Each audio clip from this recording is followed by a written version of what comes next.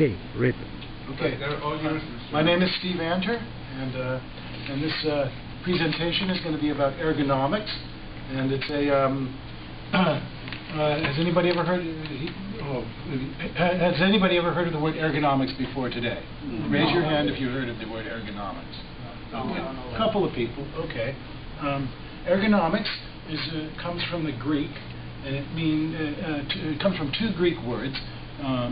And the words are ergo, which means work, and nomics, which means arrange. And you put those two together, and what do you get? You get arrangement of work.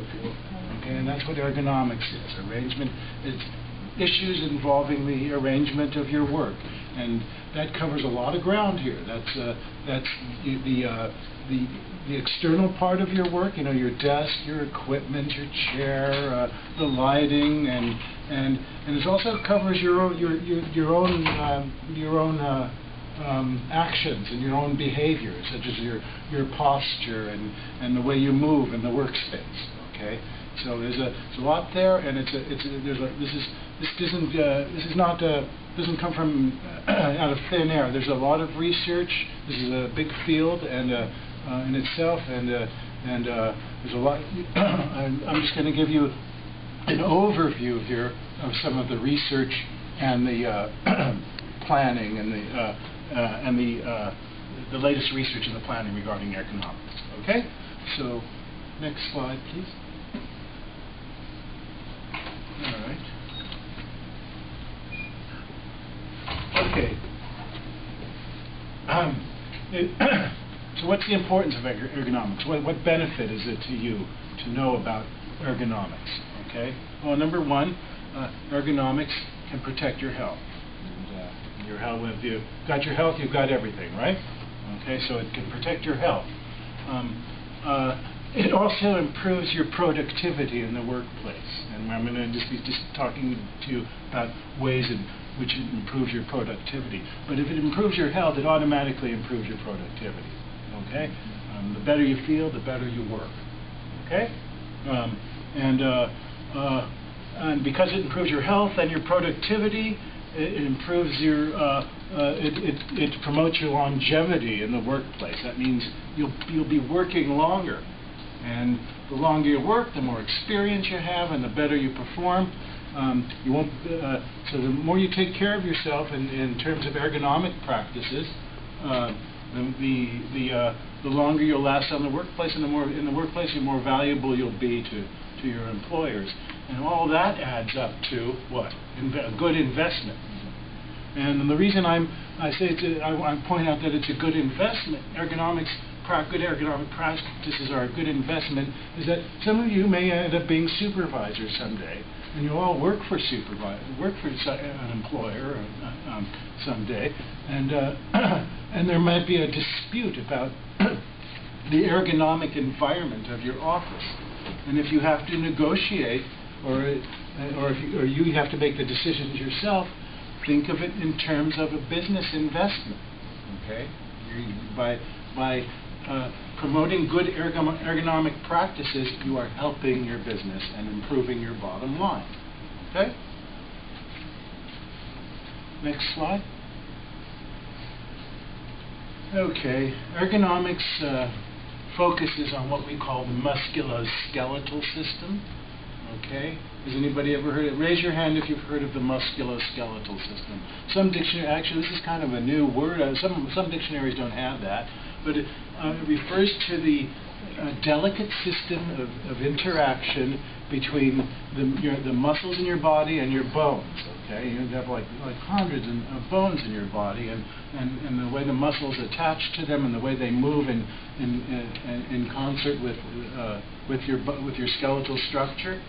Okay, now in the type of work you guys do, involving a lot of keying, it involves a lot of repetitive movement. This kind of repetitive movement here, and that puts stress on the musculoskeletal system, and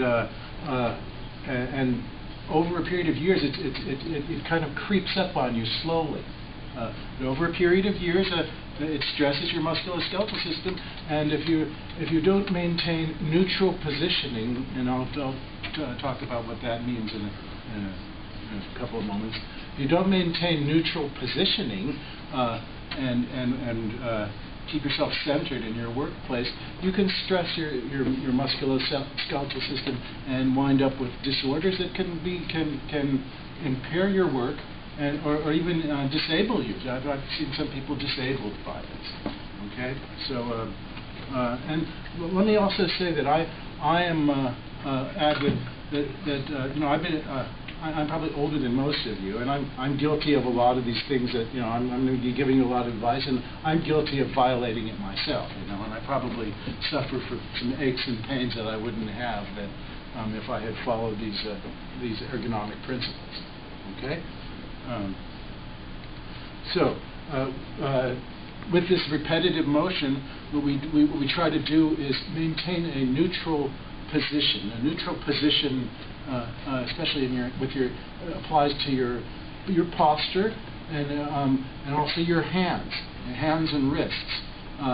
Neutral position means like when you're typing, don't have your hand up like that, or down like that, or to the right, or to the left. But keep your wrists straight. Okay? And that goes a long way toward keeping carpal tunnel syndrome at bay. Okay?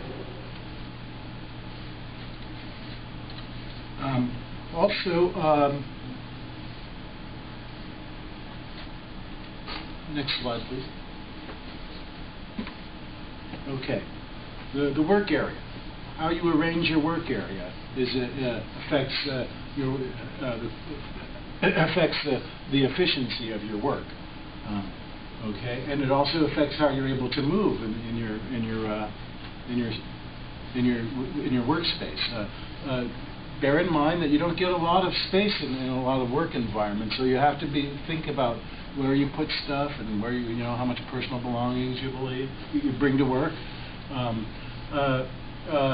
So make sure your space is adequate to hold your equipment and materials. It'll probably be adequate enough to hold the equipment that's provided for you, but don't count on it being adequate to hold your personal belongings. So you have to think of what you bring to work, and you don't want to end up with a cluttered office like that. Okay, cluttered office space like that. So, ideally, you want to have a space to allow you to move comfortably in whatever way your job requires. Okay, interacting with your computer or any hard copy documents or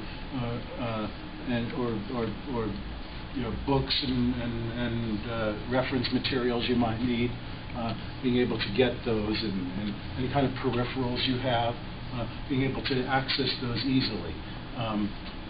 So the work environment should be kept free from clutter, and I just chose this a picture of a cluttered attic as an example of what not to do. Okay, this is an extreme example, and that's actually probably looks a lot like my old desk at work. Okay, next slide.